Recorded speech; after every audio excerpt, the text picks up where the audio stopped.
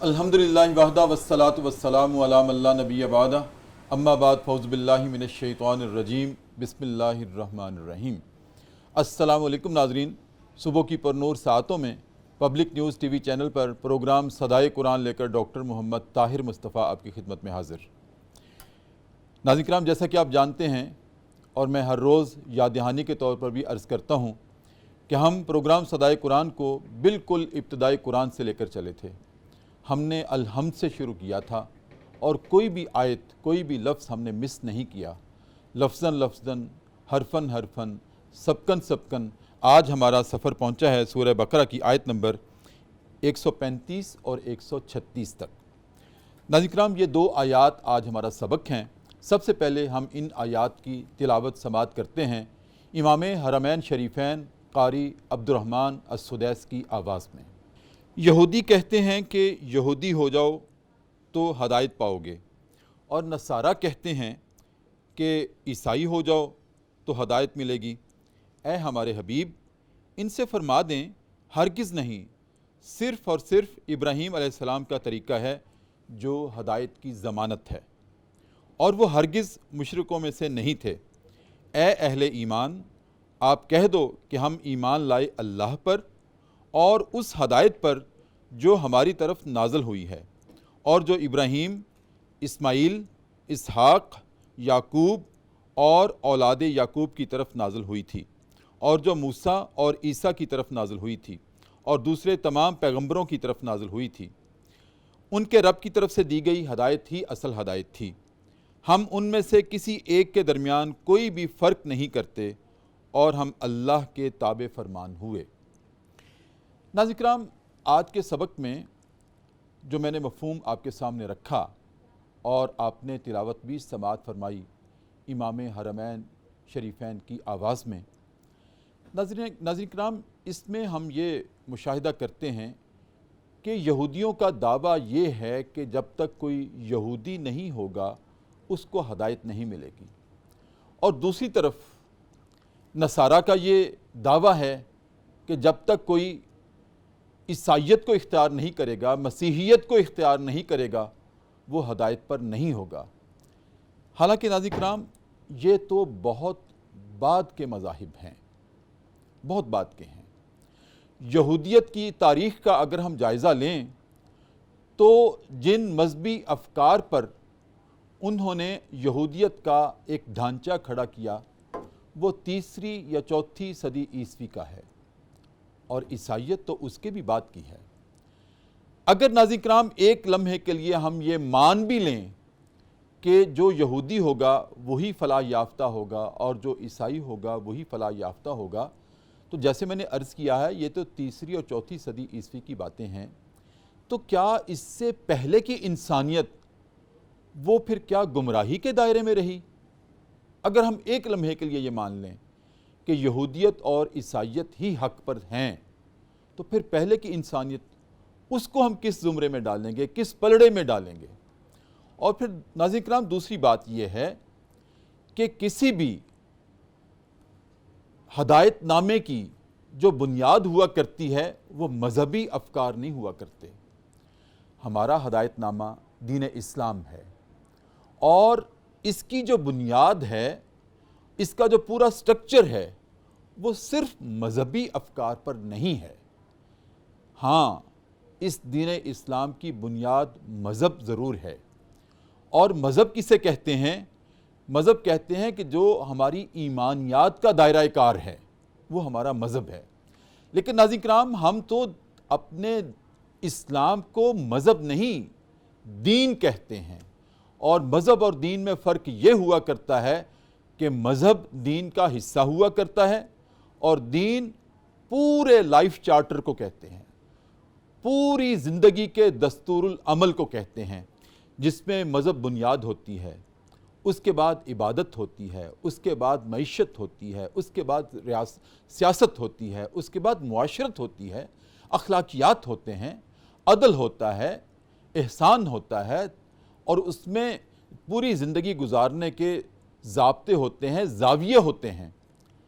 مذہب کی بنیاد کے اوپر جو عمارت کھڑی ہوتی ہے وہ عمارت تزئین و آرائش پر مشتمل ہوتی ہے ناظرین کرام۔ تو جو ہمارا تقوی ہے یہ تزئین و آرائش ہے، جو ہمارے عقائد ہیں یہ ہمارا مذہب ہے، یہ ہماری بنیاد ہے، اور جو ہمارا سیرت و کردار ہے، زندگی کے معاملات ہیں، یہ ہمارا دین ہے۔ لہٰذا دین تو مذہبی افکار کے ساتھ جتنے بھی معاشرتی، سیاسی یا دیگر پہلو ہیں ان سب پہ بیس کرتا ہے۔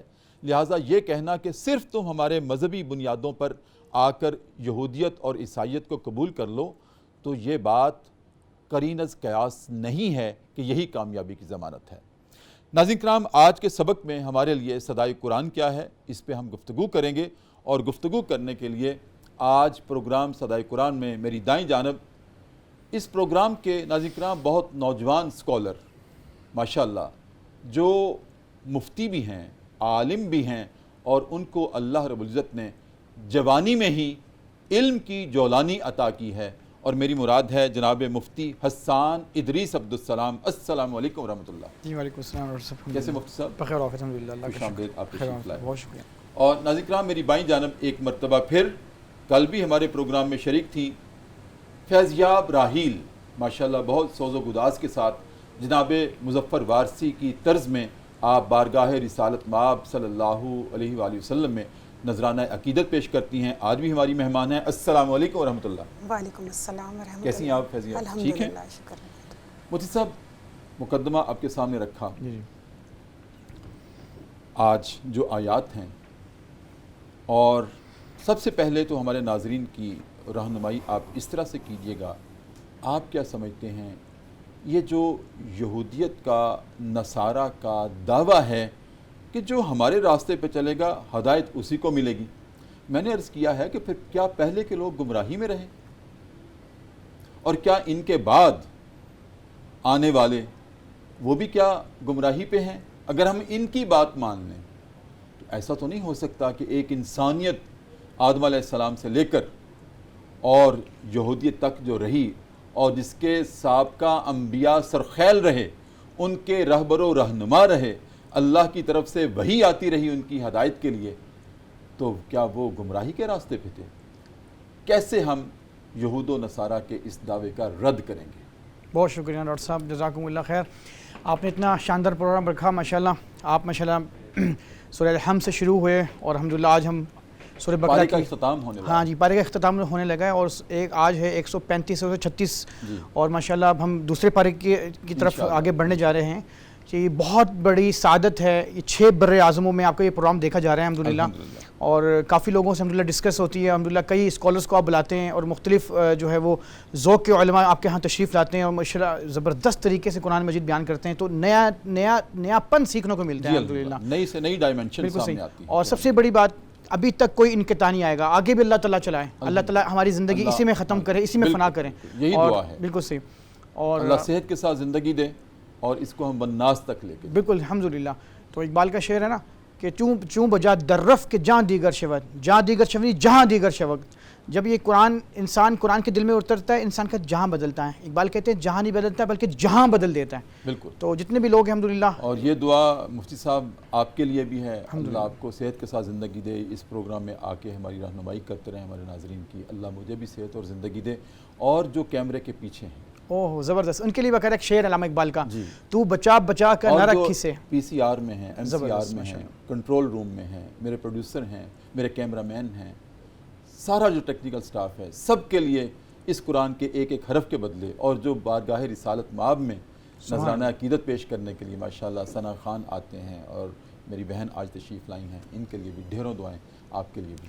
یہ سارے کیمرہ مین، یہ سارے پروڈیوسر، یہ سارے ورکر، یہ سارے جتنے بھی ہیں، ٹی وی چینل، یہ سارے کے سارے اس ثواب کے اندر، اس جو ہے وہ اجر و بدلے کے اندر برابر شریک ہیں۔ بس میں آپ کی زبان سے کہلوانا چاہ رہا ہوں۔ علامہ اقبال کا ایک شعر ہے کہ علامہ اقبال فرماتے ہیں کہ تو بچا بچا کے نہ رکھی سے کہ تیرا آئینہ ہے وہ آئینہ کہ شکستہ ہو تو عزیز تر ہے نگاہ آئینہ ساز میں۔ تو آج جتنے بھی ڈائمنشن کے ساتھ یہ لوگ ہمارے ساتھ جڑے ہوئے ہیں الحمدللہ، تو اللہ تعالیٰ کی یہ نگاہ آئینہ ساز میں یہ بہت عزیز ہیں، ان کو ہلکا نہ جانیں۔ تو یہ ہم سب کے لیے سعادت کی بات ہے ماشاءاللہ. سارے لوگ موجود ہیں الحمدللہ. اللہ تعالیٰ ان کا بیٹھنا سننا ان کا اللہ قبول فرمائے. یہ ہمارے لیے سعادت کی بات ہوگی. آپ نے بڑی خوبصورتی کے ساتھ اس کا کچھ مقدمہ پیش کیا. اللہ تعالیٰ نے ان کے بیانیے کو یہاں ذکر کیا, یا یہود و نصارہ کے بیانیے کو. یعنی ایک یہودی آپ کے پاس آیا, آپ صلی اللہ علیہ وسلم کے پاس, عبداللہ سوری اس کا نام تھا, کہنے لگا یہودی ہو جو ہدایت پاؤ گے. اسی طرح ایک کرسچن آپ کے پاس آیا, ایک عیسائی آپ کے پاس آیا, عیسائی ہو جو تو ہدایت پاؤ گے. اللہ نے ان کے بیانیے کو یہاں فٹ کیا. فرمایا کہ اصل ہدایت تو ملت ابراہیمی کے دین کے اندر ہے, اور حضور صلی اللہ علیہ وسلم تو اس کی اتباع کرنے والے, پیروی کرنے والے ہیں, تم تو نہیں ہو. جی بالکل. اور ابراہیم تو یکسو تھے, ابراہیم تو حنیف تھے, ابراہیم تو شرک سے بیزار تھے, لیکن تم شرک بھی کرتے ہو. تم نے تو نبیوں کو قتل بھی کیا. یعنی یہودیوں کی آپ ہسٹری پڑھیں, 45,000 جو ہیں انبیاء علیہ السلام کو انہوں نے قتل کیا, وہ بنی اسرائیل میں سے تھے. اللہ اکبر. 45,000 نبیوں کو قتل کیا. اور اللہ تعالیٰ نے ابراہیم علیہ السلام کو جد الانبیاء قرار دیا, امام الانبیاء, جد الانبیاء کے باب الانبیاء قرار دیا. اور ان کی ملت کو, انہی خاندان سے محمد رسول اللہ صلی اللہ علیہ وسلم کو اللہ تعالیٰ نے نسب ان کے خاندان سے چلایا. اور اللہ تعالیٰ نے نبوت کا سرتاج آخری رسالت مآب صلی اللہ علیہ وسلم کے جو ہے وہ سر مبارک پر سجایا. جی بالکل. اور پھر انہی کے اتباع کو اللہ تعالیٰ نے جوڑ دیا کہ جو ان کی اتباع کرے گا, جو کہ دراصل ملت ابراہیمی کے پیروکار ہیں, یہی لوگ ہدایت یافتہ ہیں, یہی لوگ جو ہے وہ کامیابی سے, فوز و فلاح سے دوچار ہونے والے ہیں, جن کے بارے میں اللہ تعالیٰ نے خود اللہ کے نبی کی تعریف کی ہے کہ یہ ملت ابراہیمی کے پیروکار ہیں. مصعب ایک لمحے کے لیے اگر ہم سوچیں, یہ جو یہود و نصارہ کا دعویٰ ہے, جی اور یہ آج بھی ان کا کلیم ہے کہ ہم ہی سرخیل ہیں پوری انسانیت کے, پوری انسانیت ہمارے پیچھے چلے, ممکن نہیں ہے. بالکل اصل یہ ان کا ایک خام خیالی ہے, میں یوں کہوں گا. لیکن مصعب اگر ہم ایک لمحے کے لیے سوچیں, وہ کس بنیاد پہ اپنے آپ کو کہتے ہیں کہ ہم کامیاب ہیں, اور ہم جہنم میں گئے بھی تو صرف چند دن کے لیے, اور ہماری پاس جو ہدایت ہے وہی اصل ہدایت ہے. کس بنیاد پہ وہ دعوت دیتے ہیں کہ یہودی الگ کہتے ہیں ہماری طرف آ جاؤ, نصارہ الگ کہتے ہیں ہماری طرف آ جاؤ, لیکن جب ان کے مفادات ہوتے ہیں آپس میں تقسیم بھی ہو جاتے ہیں. جنت پہ جانے کے لیے دونوں اکٹھے ہیں, اور دنیاوی افکار اور اعمال کے اعتبار سے ایک دوسرے سے اختلاف بھی رکھتے ہیں. تو ان کے پاس بنیاد کیا ہے جس کو یہ کامیابی کی سمجھ؟ جی بہت اچھا سوال ہے. ان کے پاس جو بنیادی جو جواز ہیں وہ یہ ہے کہ ہم جو ہیں وہ chosen people of by God. اور دوسرا ان کے پاس سب سے بڑی بنیاد یہ ہے کہ ہمارے پاس سب سے زیادہ انبیاء علیہ السلام اترے. اور اللہ تعالیٰ کہتا ہے نبی تو آئے, تم نے نبیوں کو ناحق قتل کیا, تم نے نبیوں کو جھٹلایا. حضرت جو ہے وہ جو مشہور جو نبی ہیں حضرت یحییٰ, حضرت زکریا, ان کو کس نے شہید کیا؟ انہوں نے شہید کیا. اس طرح بے شمار انبیاء, 45,000 انبیاء علیہ السلام کو قتل کیا, انہوں نے کیا. سارا ان کا جو بیانیہ قرآن مجید میں آتا ہے کہ انہوں نے جس طریقے سے نبیوں کو جھٹلایا, حق کو جھٹلایا, اور نبیوں کی شریعت کا مذاق اڑایا, تو یہ ان کو یہ زوم تھا کہ ہم تو چہتے ہیں اللہ کے رسول کے, ہم سے ہی جو شریعت اتری ہے, ہم سے ہی آگے جو نسل بقائی انسانی ہے, ہم سے ہی جو ہے وہ سارے معاملات اترے ہیں, سارے نبی ہمارے خاندان میں سے آئے. تو ان کو یہ زوم تھا. اسی طرح عیسائیوں کو یہ زوم تھا کہ عیسیٰ علیہ السلام آئے, انہوں نے صلیب میں اپنی جو ہے قربانی دی, اور ساری جو ہمارے گناہوں کا کفارہ ادا کر ہمارے گناہوں کو کفارہ ادا کر دیا, اب ہم جو مرضی کریں, ہم اب آزاد ہیں. تو ان کو یہ زوم ہے اصل میں نا. اس عقیدے کا رد پھر ہم کیسے کریں گے؟ اس عقیدے کا رد اللہ نے خود کیا ہے. اللہ نے کہا کہ یہ جو سمجھتے ہیں کہ عیسیٰ علیہ السلام نے اگر سولی قبول کی تو ہمارے وہ جتنے بھی گناہ تھے اس کا کفارہ ادا کر دیا, حالانکہ عیسیٰ علیہ السلام کو تو اللہ رب العزت نے زندہ آسمان پہ اٹھایا ہے, زندہ آسمان پہ اٹھایا ہے, ان کو مغالطہ ہے. تو لہٰذا ہم ان کو کس طرح سے سمجھا سکتے ہیں کہ کوئی دوسرا کسی کے گناہوں کا کفارہ ادا نہیں کر سکتا؟ بالکل, لا وازرۃ وزر اخری, قیامت کے دن کوئی گناہ کا بوجھ, گناہ کی لوٹری, گناہ کی گٹری کسی کی نہیں اٹھا سکے گا انسان. انسان ہر بندے نے, ہر امت نے, ہر فرد نے, ہر مرد نے اللہ کے ہاں انفرادی طور پہ اپنا حساب کتاب دینا ہے. بالکل ایسا ہی ہے. یہی نا, تو یہ ہم اس تصور کو کیسے مان لیں کہ کوئی آپ میرے گناہوں کا بوجھ اٹھا لیں گے, میں آپ کے گناہوں کا بوجھ اٹھا لوں گا. وہاں تو نفسا نفسی کا عالم ہوگا, ہر ایک کو اپنی پڑی ہوگی, اپنے اعمال کا سوئی تک کا حساب دینا ہوگا. بالکل. وَمَن يَعْمَلْ مِثْقَالَ ذَرَّةٍ خَيْرًا يَرَهُ وَمَن يَعْمَلْ مِثْقَالَ ذَرَّةٍ شَرًّا يَرَهُ. ذرے برابر کا, چاہے وہ نیکی ہو, چاہے وہ شر ہو, چاہے وہ خیر ہو. جی بالکل. مجھ سے بہت خوبصورت آغاز ہے آپ کی گفتگو کا. ایک وقفہ لے لیں پروگرام میں اور دوبارہ آپ سے ہم کلام ہوتے ہیں. ناظرین کرام, پروگرام صدائے قرآن ہے اور وقفہ ہے, اور وقفے میں ہم جایا کرتے ہیں دربار رسالت میں, اور اپنے نبی کریم صلی اللہ علیہ وآلہ وسلم کی ذات اقدس پر ایک مرتبہ ہم درود کریم کا نذرانہ پیش کرتے ہیں اور واپس آتے ہیں۔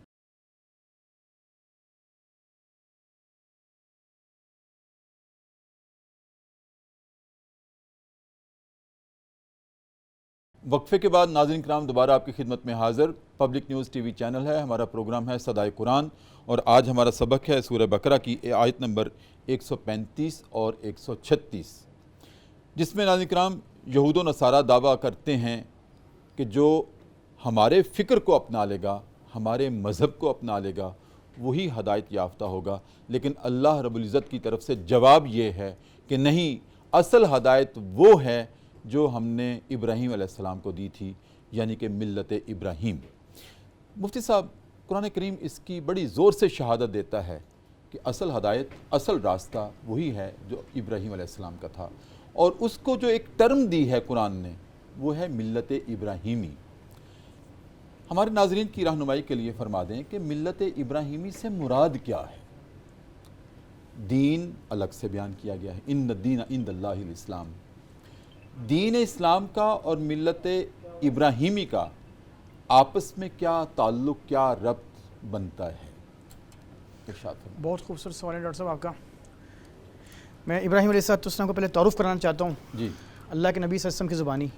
جب اللہ کے نبی صلی اللہ علیہ وسلم تذکرہ کرتے تھے، اسی طرح جیسے آپ تذکرہ کریں ابراہیم علیہ السلام کا، صحابہ کی مجلس ہوتی تھی، تو ابراہیم علیہ السلام کا تعارف اللہ کے نبی نے یوں کرایا کہ جس نے مجھے دیکھا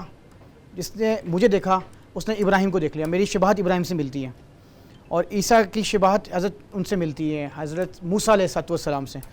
اور اللہ تعالیٰ نے جو اولو العزم پیغمبر قرار دیا، 5 اولو العزم پیغمبر ہیں، 5 اولو العزم پیغمبر، ان میں ایک حضرت نوح علیہ السلام ہے، ان میں ایک حضرت عیسیٰ ہیں، موسیٰ ہیں، حضرت ابراہیم اور محمد صلی اللہ علیہ وسلم ہیں۔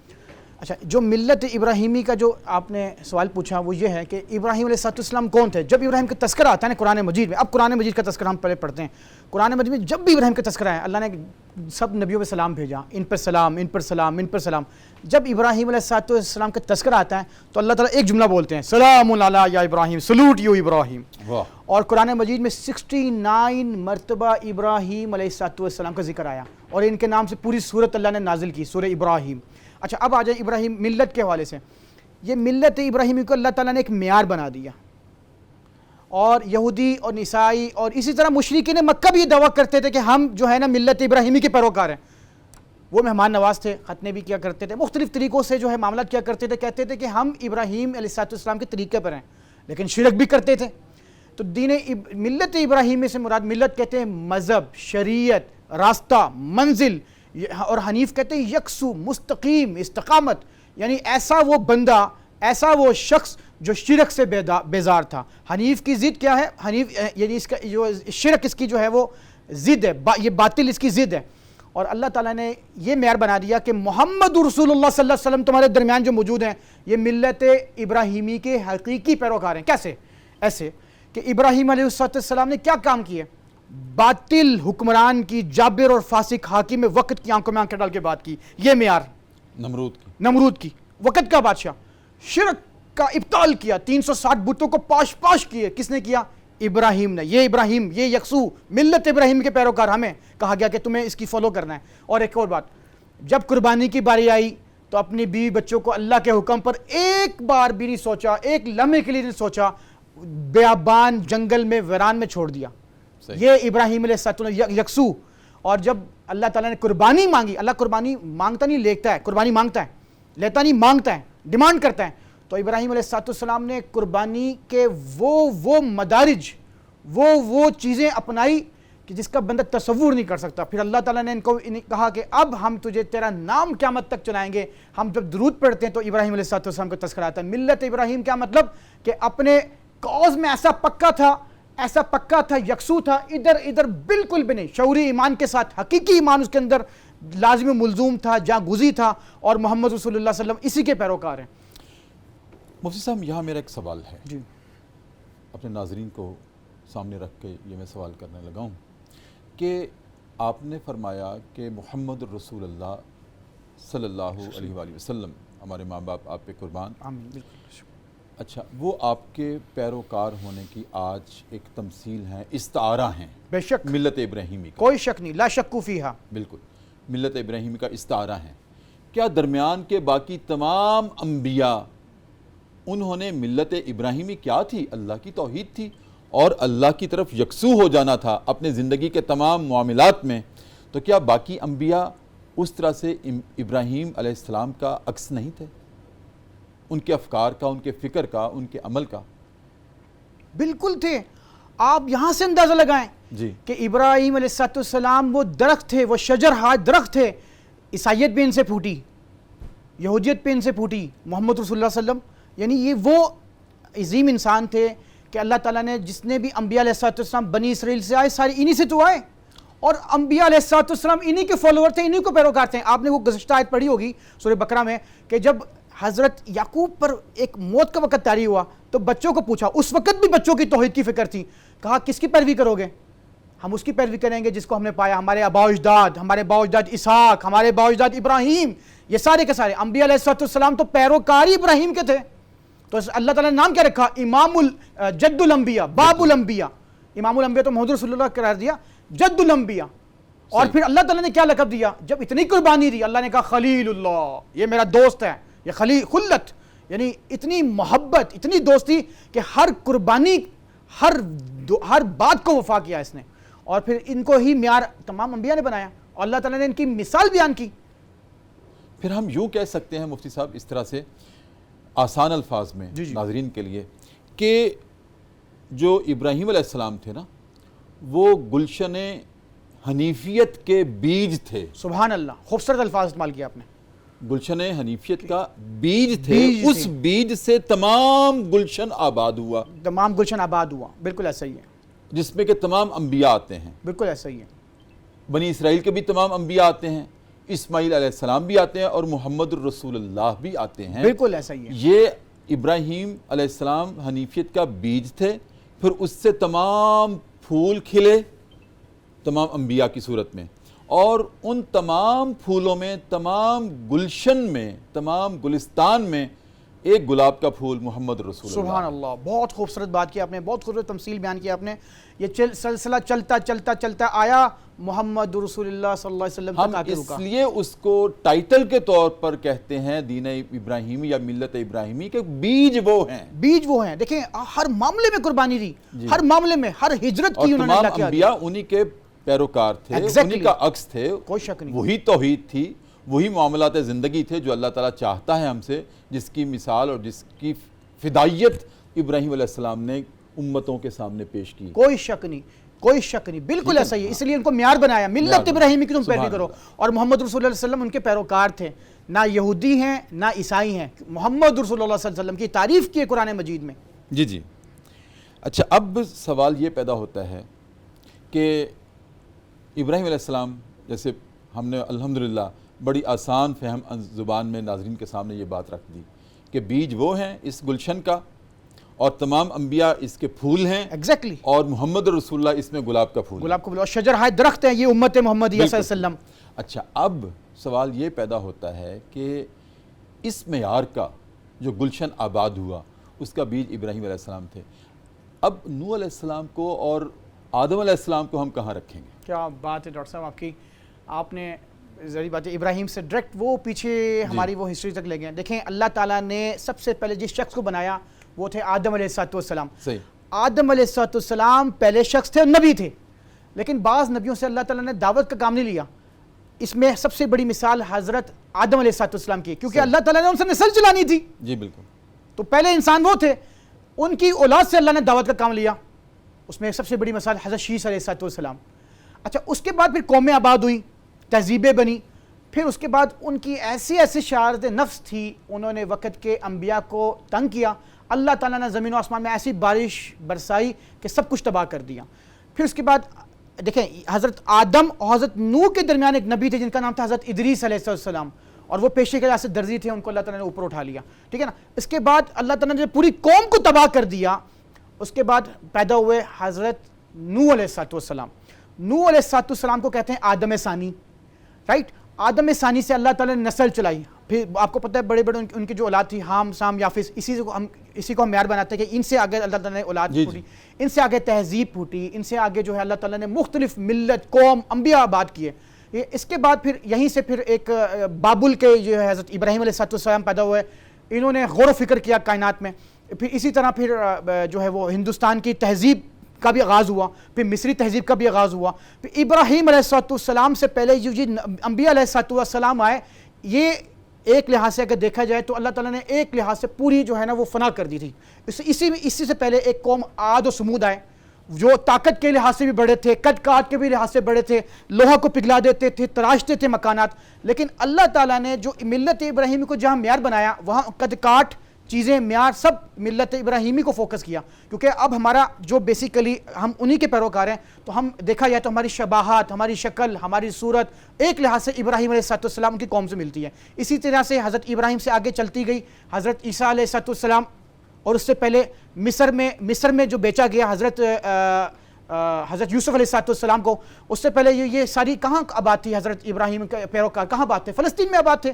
تو فلسطین سے جب ان کو بیچا گیا حضرت یوسف علیہ السلام کو, اور پھر اس کے بعد یہاں پہ حضرت یوسف علیہ السلام اپنے والد صاحب کو لے آئے, یہیں پہ ان کا انتقال ہوا جیسے قرآن مجید میں بھی آتا ہے. پھر اس کے بعد حضرت موسیٰ علیہ السلام کا بھی یہیں پہ جو ہے وہ آغاز ہوا ان کی دعوت کا. مصر کو انہوں نے معیار بنایا, مصر کے بادشاہ پیدا ہوا, پھر اس کا مقابلہ کیا, اور پھر اسی کو شریعت موسی کہا جاتا ہے. لیکن اس سے پہلے جتنے بھی انبیاء علیہ السلام آئے وہ ایک حد تک, ایک قوم تک, ایک علاقے تک مبعوث ہوئے.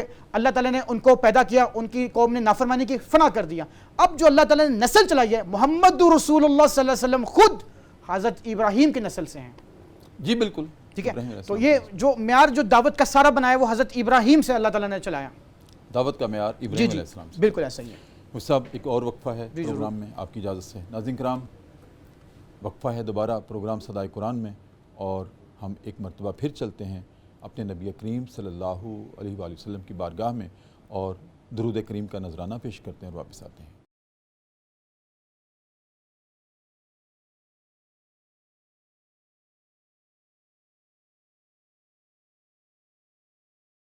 وقفے کے بعد ناظرین کرام دوبارہ آپ کی خدمت میں حاضر ہیں. پروگرام صدائے قرآن ہے, public news T V channel ہے, صبح کی پر نور ساعتیں ہیں, اور ہمارا سبق ہے پورے تسلسل کے ساتھ اور ترتیب کے ساتھ سورہ بقرہ کی آیت نمبر 135 اور 136 کے مضامین. مفتی صاحب, ایک اہم سوال کرنے لگا ہوں ہمارے ناظرین کی رہنمائی کے لیے کہ قرآن شہادت دیتا ہے کہ ختم المرسلین محمد رسول اللہ صلی اللہ علیہ وسلم آپ ملت ابراہیمی کے پیروکار ہی نہیں بلکہ ماتھے کا جھومر ہیں آپ ملت ابراہیمی کے. ٹھیک, ہم نے بڑی تفصیل سے اس کا ذکر کیا کہ چونکہ بنیاد ابراہیم علیہ السلام ہے, اور اس بنیاد پر عمارت اور تزئین و آرائش یا اس گلشن کی آبیاری اور پھول جو کھلے ہیں وہ تمام انبیاء اسی بنیاد سے کھلے ہیں. اچھا, اب مجھ سے ایک سوال پیدا ہوتا ہے کہ نبی آخر الزماں جو تمام کائنات کے نبی ہیں اور قیامت تک رہیں گے, قل یا ایھا الناس انی رسول اللہ علیکم جمیعا, تمام انسانیت کے لیے, ہر جغرافیکل جورسڈکشن کے لیے اور ہر عہد کے لیے, ہر زمانے کے لیے, ہر خاندان کے لیے, ہر قوم کے لیے آپ نبی ہیں. اعلان نبوت ہوا 40 سال کی عمر میں غار حرا میں. اس سے پہلے بھی آپ ملت ابراہیمی کے ہی فالوور رہے. کیا اس سے پہلے عیسیٰ علیہ السلام جو کہ سیکنڈ لاسٹ پروفٹ ہیں, ان کے افکار کو فالو کرنا نبی کریم کے لیے لازمی نہیں تھا, یا اس کے بعد ان افکار کو آپ جمپ کر کے ملت ابراہیمی پر ہی کیوں کاربند رہے؟ بالکل صحیح, بہت خوبصورت سوال ڈاکٹر صاحب آپ کا. حضرت عیسیٰ علیہ السلام کوئی نئی شریعت لے کے نہیں آئے تھے. ٹھیک ہے, اسی شریعت کا تسلسل تھا. خود وہ زبانی کہتے ہیں میں کوئی نئی شریعت لے کے نہیں آیا, اسی کی طرف اشارہ کر رہا جو اصل جڑ اور جد تھی ابراہیم علیہ السلام. اللہ کے نبی صلی اللہ علیہ وسلم کا جو زمانہ ہے 40 سال, اسے فطرت کا زمانہ کہتے ہیں, جس میں وحی وغیرہ نہیں آئی.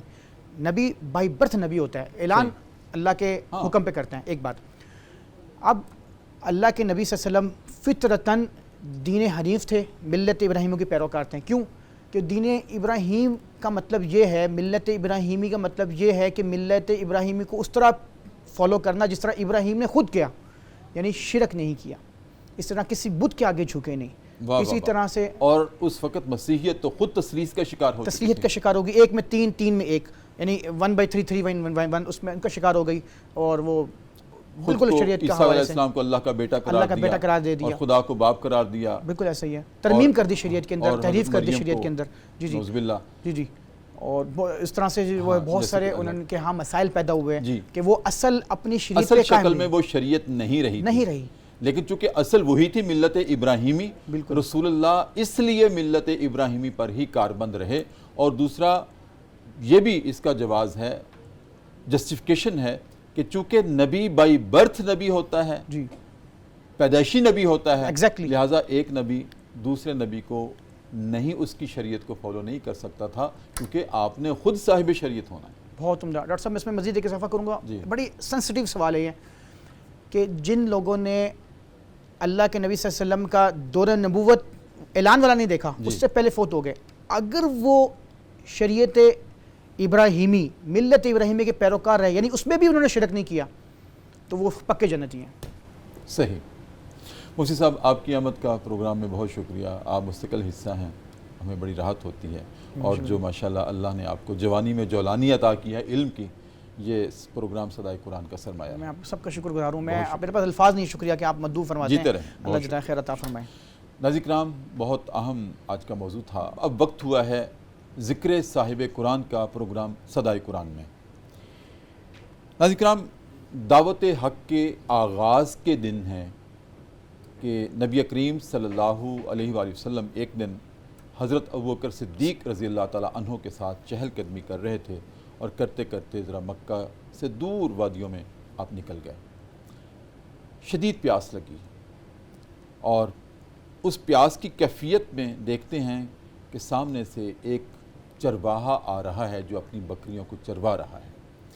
جب قریب آیا تو نبی کریم صلی اللہ علیہ وآلہ وسلم نے اس نوجوان سے پوچھا جو بکریوں کو چروا رہا تھا کہ کیا کسی بکری کے دودھ سے ہماری پیاس بجھا سکتے ہو؟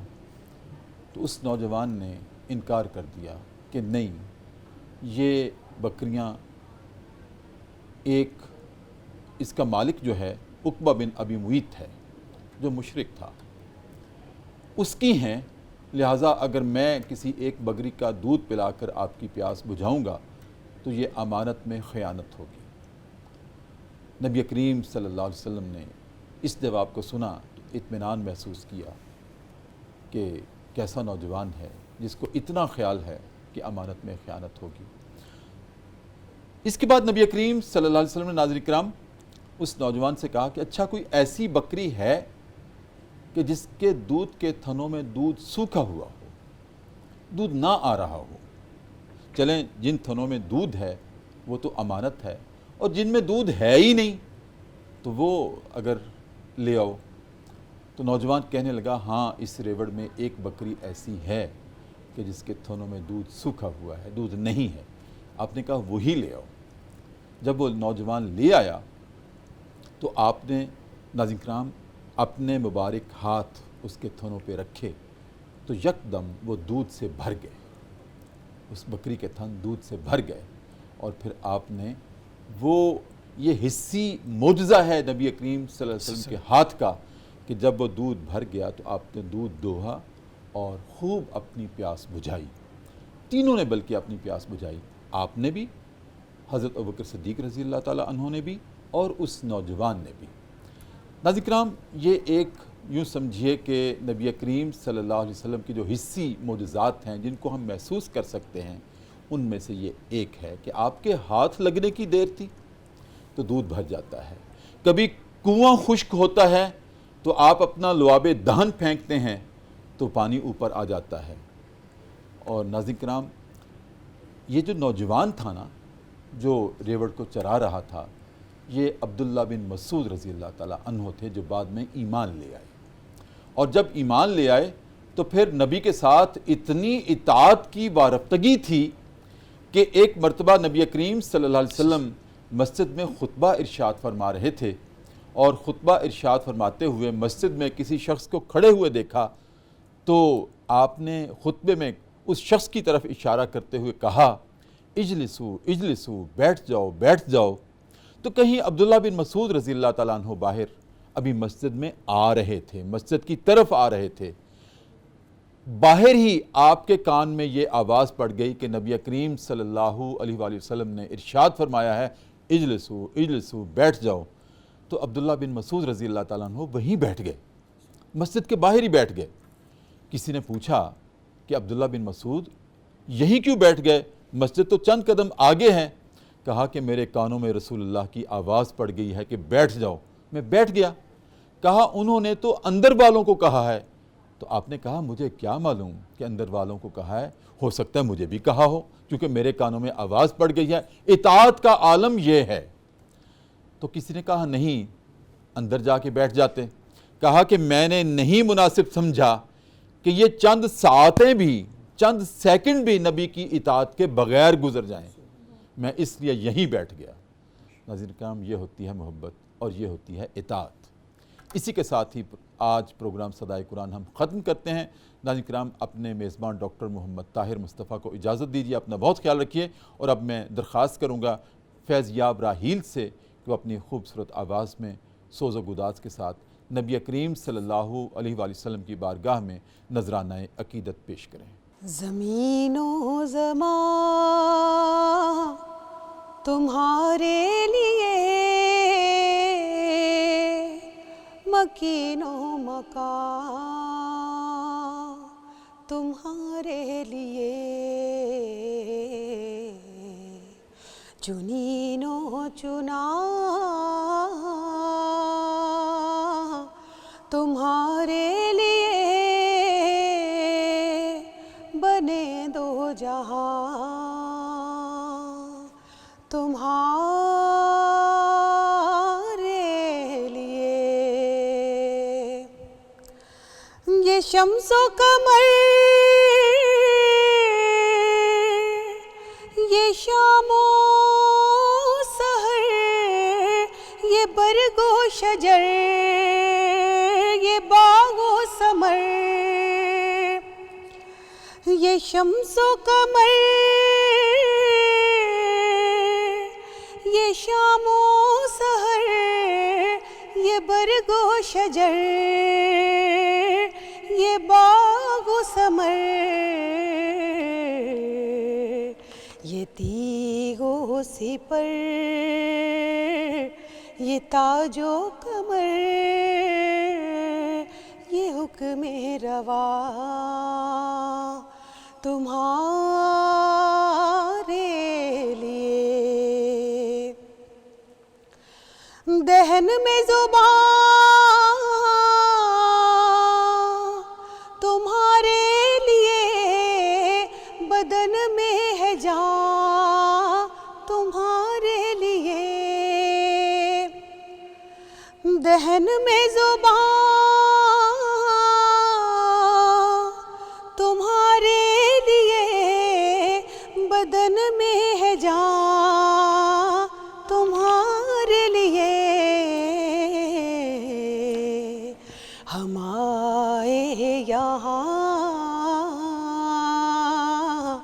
تمہارے لیے،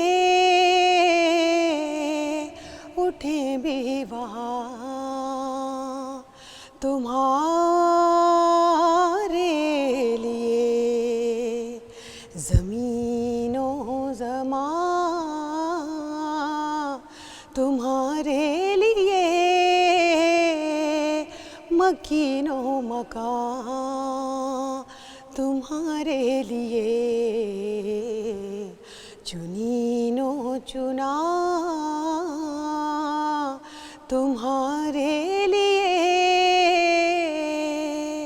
بنے دو جہاں تمہارے